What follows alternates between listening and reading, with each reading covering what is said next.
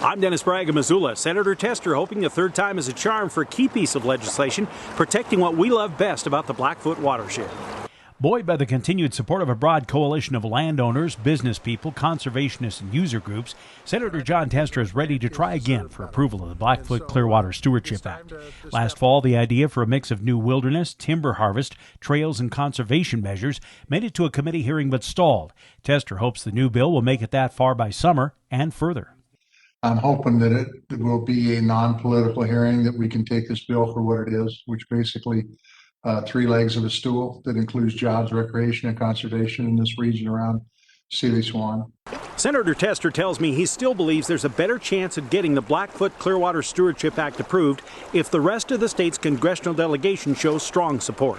Senator Daines sits on the Energy and Natural Resource Committee. I'm hopeful that Senator Daines will support this time. 73% of Montanans think this is a good idea. It's a bill that was built on the ground by Montanans.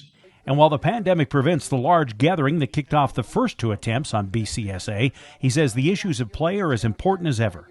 What would you like to say to those folks who have been with you since the start on this? How can they play a role? Well, stay fired up. Keep pushing locally. Keep pushing at the federal level too. Keep informing people and educating people on what this bill does. And it's a lot of work to get legislation done. Very seldom do you get it done on the first crack.